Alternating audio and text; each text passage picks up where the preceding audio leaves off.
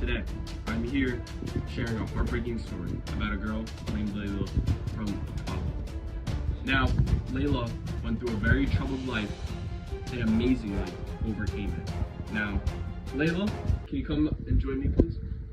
Hi, Layla. How are you today? I'm good. How are you? Very good. Can you tell me a little bit about yourself? I was born in Kabul during a very harsh political period where war was all around my home and country. Me and my parents were going through a lot. Now, what were your parents like or going through during this very hard time period? My father was a teacher, a very loving and caring parent. He always went through lengths to protect me and keep me happy in this hard time. He cared deeply about my education and tried to always keep me in school. My mother was suffering from a lot of mental issues after my brothers died in the war. She wasn't all there for me my whole childhood, but for the first 14 years of my life, I was relatively happy. Now, during this time period, did you have any friends or lovers? I didn't have many friends. I did have a few, but my best friend and my lover was named Tariq. He was there for me through all of my problems and wanted me to flee the country with him when the war got bad. But I didn't, and I'll forever regret that. Now, you say that you'll forever regret that. Why will you forever regret that? Well, I wanted to stay with my family, and I didn't want to leave my home, no matter how much I loved Tariq. But shortly after he left, my family tried to flee separately, and they got hit by a bomb, and no one but me made it. I remember seeing my father's shirt. Oh, sorry, Take your time. Father's shirt with the San Francisco Bridge on it, and that was all that remained of him. That's how I knew my family was gone. Now, what happened after your family died? Like, who took care of you? Who brought you in during this hard time? Well, I went through lengths to try to find Tariq. I really was trying to find him, but a man named Abdul Sharif told me that he had died. I was heartbroken when my neighbors, Mariam and Rashid, took me in. At first, I thought they were taking me in as their child, but Rashid had other intentions. Now, you say other intentions. What was Rashid's other intentions with you? Even though I was only 15 at the time, Rashid saw me as the perfect fit for a second wife, since Mariam could not bear any children, and Rashid wanted sons badly. But this arrangement got messy for me once I found out I was pregnant with Tariq's baby. After I found this out, I had a lot of trouble. I didn't want my child to be a harami, so I needed to play along. Now, what do you mean by you played along? To cover up the fact that it was Tariq's baby, I had to be intimate with Rashid before he found out that I was pregnant. I even went as far as poking my finger and rubbing the blood on the sheet so he wouldn't get suspicious of anything. Wow.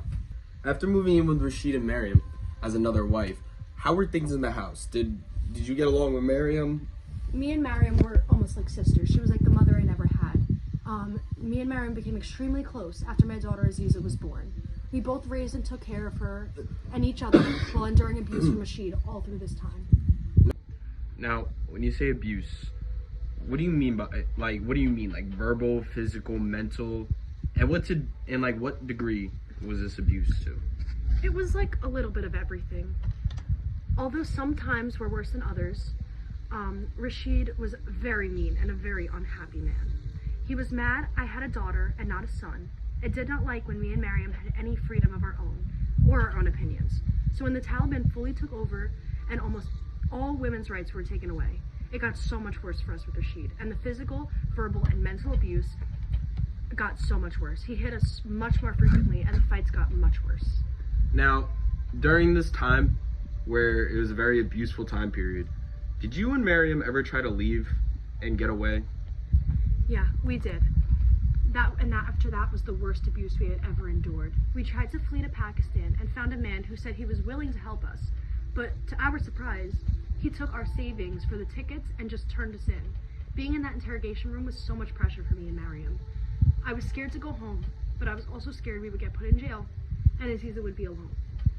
We were sent home by the cop, and that was one of the worst beatings me and Mariam have ever went through.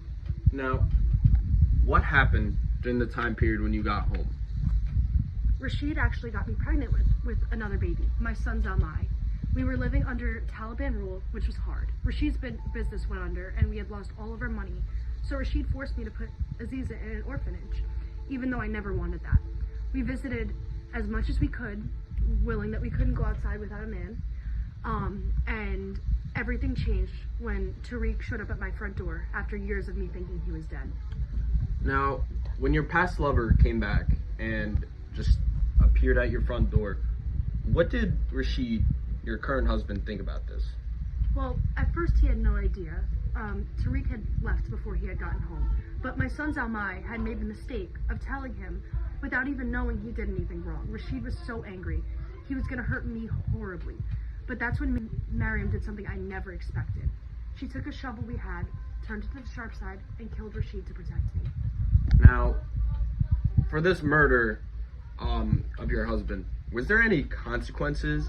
Like, what happened to you, Mariam, and even the babies? I was scared for Mariam. When she was set in front of a judge and found guilty for his murder, I was terrified, and I should have been. She was set to execution and was killed in front of hundreds of people in Ghazi Stadium. And within a short time, everyone who had been in my life for years was gone. Now, after you lost Mariam, what did you and the babies do? Like, were you guys able to become stable, or like, what happened? Shortly after that, me, Tariq, and the children, we went to Pakistan and got married and lived as happily as we could after everything that I've been through. We even had another child, but I never stopped missing Mariam to this day. Wow. Thank you so much, Layla, for sharing this very heartbreaking story. But I'm very happy to see that you overcame it and powered through it and managed to actually rekindle your love with Tariq. It's very good to see. Thank you. I wish you guys the best. Thank you for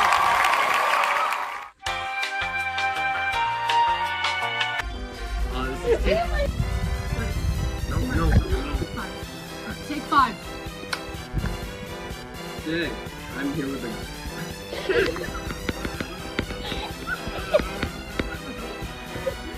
Take 6.5. Today, I have